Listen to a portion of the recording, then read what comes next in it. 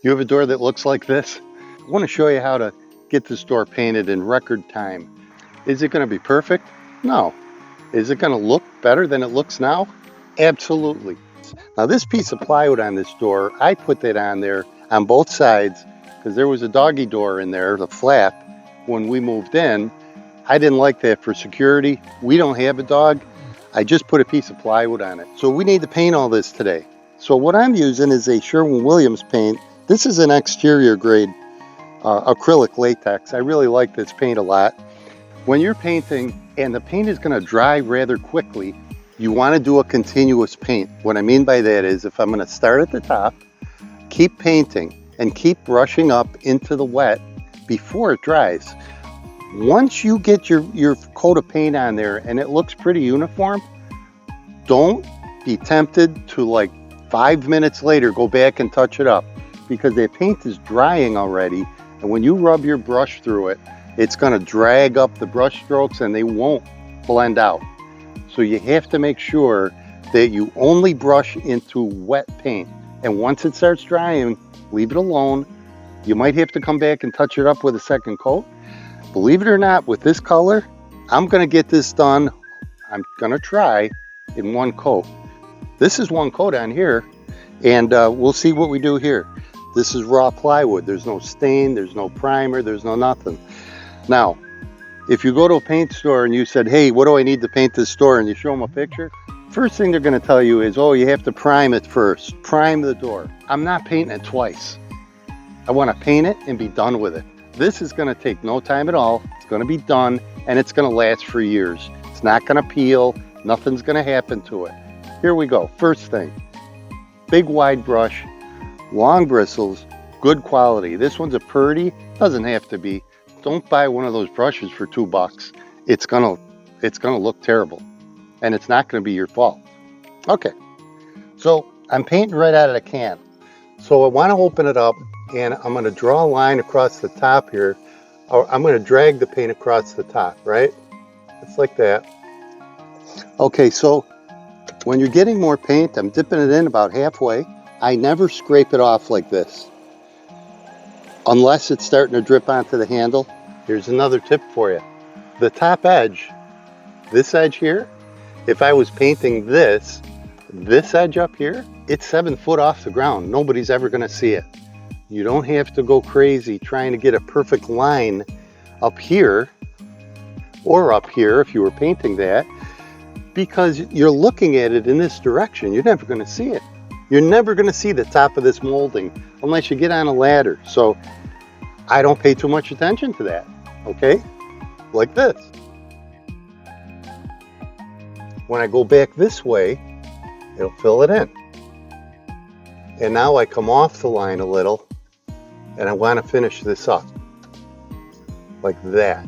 All right, maybe you can see, like if you finished it like this, you see that? You don't want to leave it like that. Before it dries, like I told you, before it dries, go back over it. But before I go over it, let's get it all the way to the edge.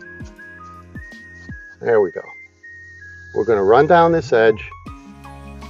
We're going to run past the molding here, like that. Right?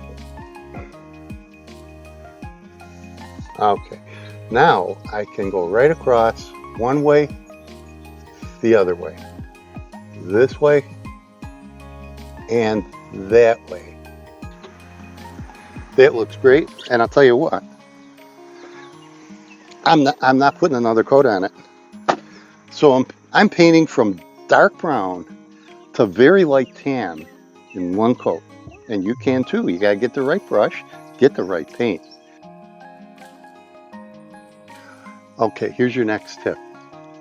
If you pull it across this edge like this, it's the same thing as drawing it across the paint can to get all the paint to drip down in the bucket. So you don't want that. You don't want all that paint on there. So be very careful about that. Here's the way you paint that edge. So to get this outside edge here,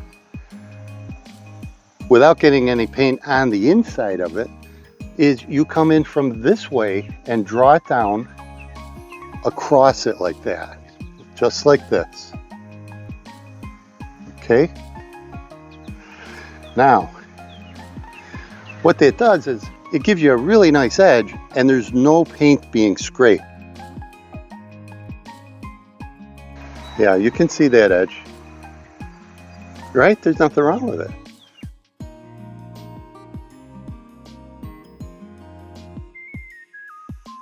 Okay, this isn't done. It's painted, but it's not done. The last thing I'm going to do is run my brush, and you can go slow. Go nice and slow. And you'll see here that I'm getting rid of all of those marks. What I'm going to do is tape it. All right, so I've got regular blue masking tape on the top edge like that, right? And just tape it, wrap it around. I'm going to tear that off. Get that on nice and tight with my fingernail. And then wrap this around. It's as simple as that. Now, this paintbrush is loaded, so I don't want to slap it right in here. I'll move it off to the side here to get rid of some of it. And now we can finish this. And remember, don't pull up from this corner. You'll get a big drip down here.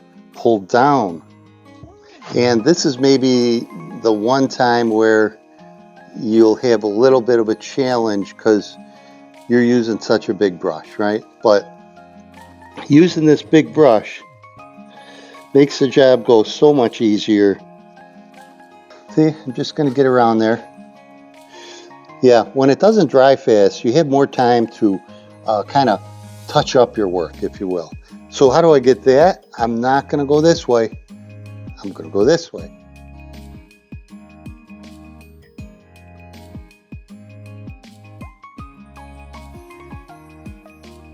There's my line up there, right? So you can do this, get it close, and then see the way the bristles are? Just go ahead. And by the way, the slower you move your brush, the more paint you get on the area. Like it'll fill it better the slower you go. I think that's probably an obvious statement, but worth saying, I think, right? And the way to do this, I think, is to finish off the horizontal that I want that look to it, like that. So look at that. I got to get that end grain. I got to get that really good. I'm going to load that in there best I can. And when you do this kind of paint, you always want to hang out for a while when you're done and see if you get some massive drip coming down from like inside a cavity or something that you didn't notice at first. So you see the way I'm using this brush? I got to get that end grain, and there's caulk on there, there's nail holes, screw holes, all that stuff.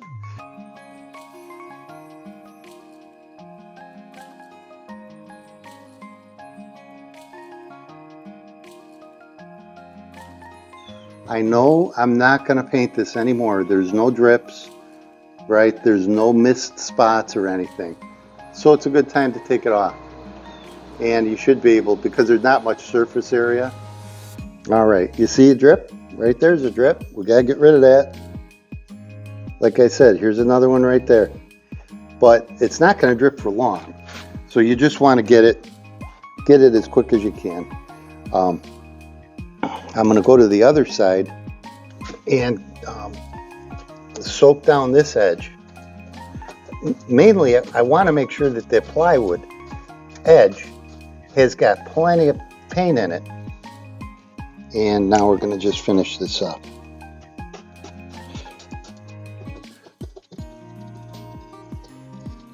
Like I say, you can't put enough paint on this. It's amazing. It's just soaking it up like a sponge. All right, there we go, right? Look at that. We're getting there, we're getting there, we're getting there.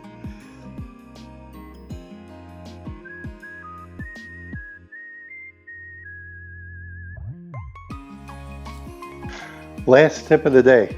Get yourself a baggie. It doesn't matter which kind, a Ziploc. Stick it in. pull the air out like that. Fold it over. This paintbrush will stay wet for weeks. Hey, project done. I just said it took me less than an hour. Didn't cost me anything. I had the brush, the paint. Even if you have to buy all this, it's gonna be way less than paying somebody else to do it. So with that said, hey, hit the subscribe button if you can. I'd appreciate it. But this is the Everyday Man saying thanks for watching, and I'll see you next time.